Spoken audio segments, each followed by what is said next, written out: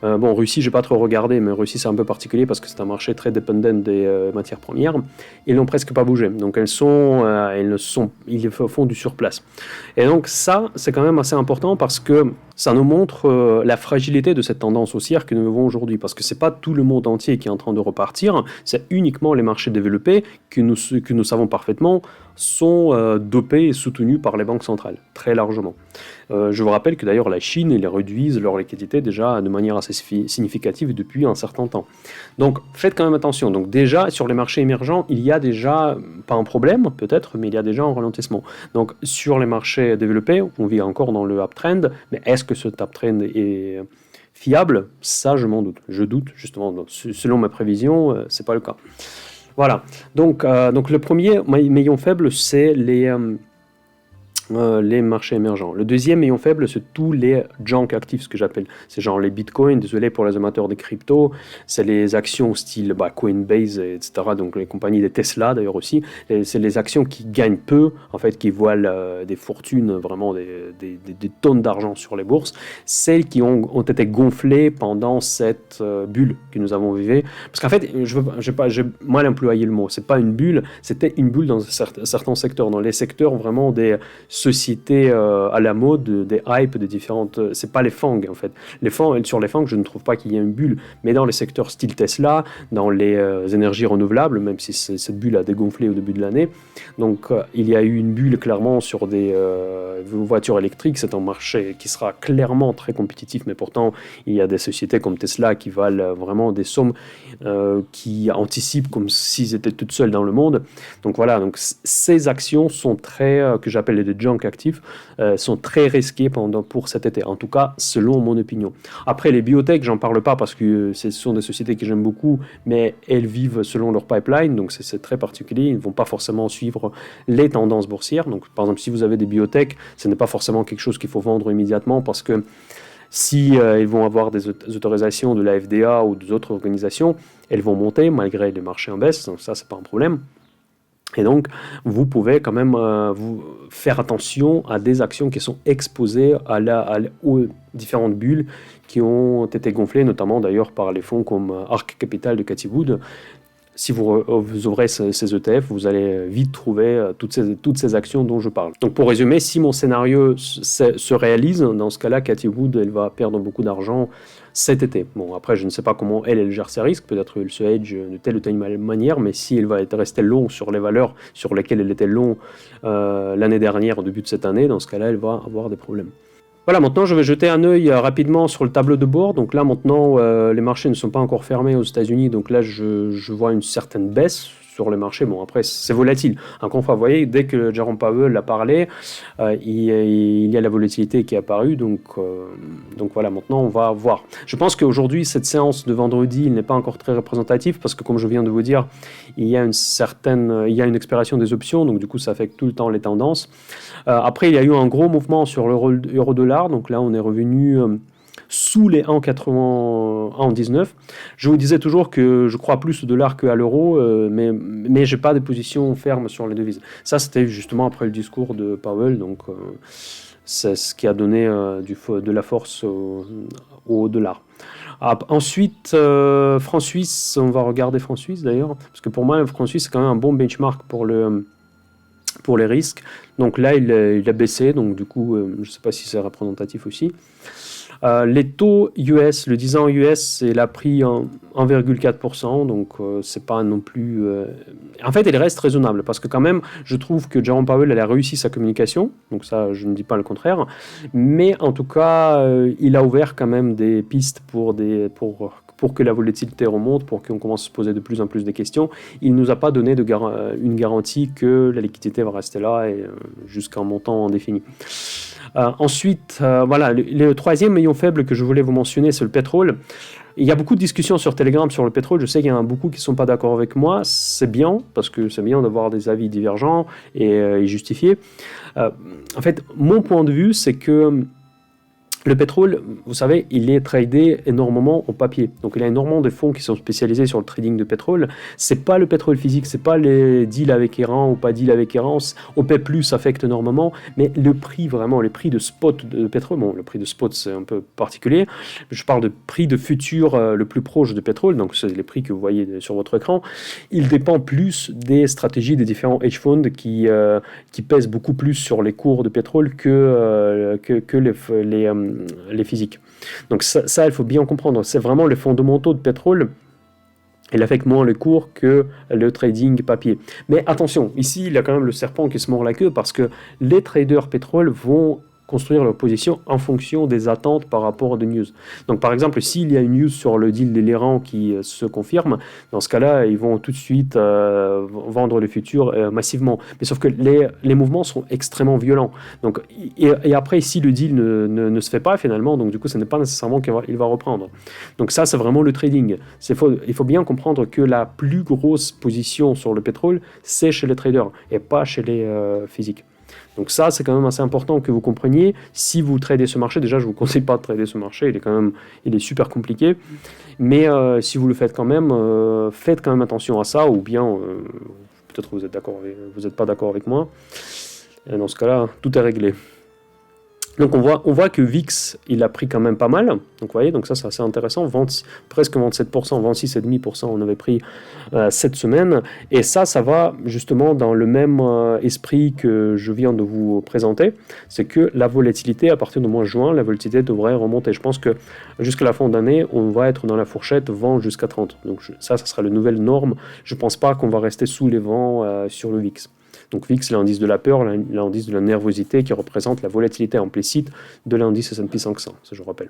Vous voyez que Shanghai Composite, elle a perdu presque 2%, c'est pas mal pour un grand indice comme ça. Donc c'est ce que je vous dis, c'est que les marchés émergents, les marchés de la Chine, etc., qui perdent parce qu'il y a moins de liquidité. Les tensions commencent par les marchés émergents, même si la Chine, c'est pas tellement émergent que ça. Pétrole également, bon, BTC, il a perdu seulement 1,6 pour Bitcoin, évidemment, c'est rien du tout, mais il y a tout encore à jouer pour le Bitcoin. 5% et demi pour l'or. Donc voilà, donc après ça, pour l'or, vous savez mon avis, je suis très très dubitatif par rapport à l'or. Donc là, c'est un débat éternel sur la chaîne Mind de Cash. Il y en a beaucoup qui sont contre moi. Je trouve toujours que l'or, certains pensent que ça protège de l'inflation, mais même si l'historique le montre le contraire. Bon, il ne montre pas vraiment le contraire, il montre qu'il n'y a pas vraiment de corrélation, mais bon, bref. En tout cas, aujourd'hui, l'inflation, elle est au top, là où elle explose tous les niveaux, et pourtant, l'or, personne ne le veut. Donc, c'est ce que je vous disais. Si vous pensez de se protéger de l'inflation avec l'or, vous voyez, vous serez déjà en perte. Vous serez déjà en perte sur les deux positions. Donc, à la fois long sur je sais pas quoi, et long sur l'or, qui vous êtes censé de protéger contre l'inflation. Là où l'inflation est là, et vous voyez où est l'or. Donc, d'ailleurs, je ne sais pas comment je n'ai pas vu parce qu'il a cassé les niveaux qui m'intéressent généralement. Généralement, j'aime bien le shorter quand il passe 1800 en dessous. Donc ça fait plusieurs fois l'année dernière et début de cette année, je fais ce trade. À chaque fois, je gagne. Voilà. Donc maintenant, nous passons à mes annonces. C'est pourquoi j'ai tout vendu. Voilà. J'ai gardé le suspense jusqu'à presque 38 minutes. Donc, pourquoi j'ai décidé de tout vendre? Mais c'est très simple, en fait. C'était un petit peu une piège parce que je passe chez un autre broker. Tout simplement. J'ai passé 3 mois à négocier avec Interactive Brokers pour ouvrir un compte pro, parce que j'ai un compte pour une société, et bon, c'est un peu plus compliqué mon montage. Et donc, pour ouvrir un compte société chez Interactive Brokers, c'est la galère de ne pas possible. J'ai dû remplir tout un tas de documents, des machins, donc voilà. Donc, j'ai passé beaucoup de temps à le faire. Et ensuite, maintenant, c'est ouvert. Et maintenant, je commence à transférer toutes mes actions chez Interactive Brokers. Il y avait une procédure pour le transfert des actions, mais j'ai décidé de tout vendre et les porter chez Interactive Brokers. Mais il y a un volet spéculatif dans cette démarche. C'est pas un pur hasard que je le fais maintenant. Je pourrais, bon, évidemment, ça a pris beaucoup de temps, mais je n'étais pas non plus trop pressé. Parce que je savais que quelque part, vous vous souvenez mon timeline que je vous ai montré qu'au mois de mai, je voulais sortir de marché. Et donc, c'est vraiment au mois de mai, j'ai commencé à accélérer un peu le processus pour que justement, elle m'ouvre le compte au plus vite. Mais voilà. Et donc là, maintenant, nous arrivons en fin mois de juin, parce que ça m'a pris, comme je viens de vous dire, beaucoup de temps. Et maintenant, je sors du marché et je préfère de sortir à ce moment-là parce que je pense qu'il y a énormément d'incertitudes. Et pendant ce transfert des titres, j'espère qu'il y aura une certaine purge sur les marchés. Et comme ça, je pourrai rouvrir mes positions chez Interactive Brokers avec des cours qui seront plus attractifs. Voilà. Donc, Interactive Brokers, pourquoi j'ai choisi? Je pense que j'anticipe vos questions. C'est un meilleur broker pour les options. Vous savez que je fais énormément des options et je prépare une formation qui fait partie d'un groupe qui s'appelle Option Invest. Ça sera un groupe sur Facebook où je vais présenter les stratégies optionnelles. Je vais vous déposer tout un tas des matériaux théoriques par rapport aux options. Il y aura une chaîne Telegram séparée pour les sujets optionnels uniquement. Donc, et je vais en quelque sorte accompagner, même si je ne suis pas professionnel on va dire officiellement, parce que je n'ai pas en statut d'un conseiller financier quelque chose, je vais quand même aider au maximum des personnes qui veulent s'initier dans les options et surtout les avertir par rapport aux risques et des positions qu'ils prennent, comment mieux ouvrir une position, comment gérer les risques par rapport à leur portefeuille où il y a des positions optionnelles. Donc ça sera un groupe, j'espère, très intéressant. J'espère de le finir d'ici fin juillet. Vous saurez tout, évidemment, ça sera communiqué sur la chaîne Mind the Cash. Et pour moi, le passage chez Interactive Brokers, ça fait partie justement de cette démarche de présenter les qualités meilleures pour les produits optionnels, parce qu'aujourd'hui, il n'y a pas beaucoup de brokers qui le proposent. Aujourd'hui, je pars de Saxo Bank, c'est là où j'implémente aujourd'hui mes stratégies optionnelles, mais Saxo Bank, c'est un broker à fuir. Donc là, je vais faire une petite vidéo par rapport à ça, parce que vraiment, ils m'ont énervé plusieurs fois, mais la dernière fois, ça dépassait toutes mes limites possibles et impossibles. Déjà, elles sont chères, déjà, elles sont mauvais, excusez-moi pour le dire. Mais en tout cas, bon, je vais vous dire tout dans la petite vidéo que je dis que je vais mettre mon temps pour vraiment créer. C'est rare que je fais, mais j'ai envie de critiquer ce broker pour que vous soyez au courant que, en tout cas, à l'état actuel, il faut éviter de travailler avec Saxo Bank. Donc, et je vais garder quand même la stratégie PEA et rentier chez DEGIRO. Pourquoi je garde chez DEGIRO? Parce que je sais que vous utilisez beaucoup. C'est un broker que moi, personnellement, je recommande pour beaucoup de personnes. Vous pouvez d'ailleurs trouver un lien pas un lien d'affiliation, mais un lien de parrainage dans la description de cette vidéo, ainsi que d'autres liens de parrainage sur Fortuneo, sur Boursorama, sur tout ce que vous voulez. Et je recommande ce broker pour les petits porteurs. Donc déjà, les frais sont intéressants. Il propose l'accès au marché américain, qui est le marché principal, je voulais dire pour moi, mais pas que pour moi, pour quasiment tous les investisseurs. Et pour le marché français. Et donc, ils sont très compétitifs. L'interface est simple, l'interface est intuitive. Donc, si vous ne faites pas des stratégies complexes, dans ce cas-là, DEGIRO, ça convient parfaitement. Et c'est sur DEGIRO que je vais implémenter la stratégie rentier et la stratégie PEA pour justement faire la même chose que vous et passer par le même broker que vous. Parce que ça, ce sont des stratégies que j'implémente avec l'argent réel et je vous expose toutes les positions live sur la chaîne Mind the Cash. J'espère que ça mérite un like pour cette transparence. Et comme ça, ce sont des portefeuilles qui sont typiques, on va dire, pour les besoins les plus fréquents des gens qui investissent en bourse et que ça leur permet de s'inspirer en fait des approches que moi j'utilise pour choisir de telles ou telles actions et construire le patrimoine en bourse. Voilà, donc c'est tout pour cette vidéo. J'espère que ça n'a pas été très long, j'espère que ça a été utile. On va voir est-ce que mes prévisions vont se réaliser cette fois-là pour la deuxième partie de 2021. S'il vous plaît, encore une fois, n'oubliez pas en like avant de partir, partagez cette vidéo à vos amis qui s'intéressent à la bourse et rejoignez la chaîne Telegram. S'il vous plaît, je vous souhaite tout le meilleur. Bon dimanche, Mind the Cash, à très bientôt.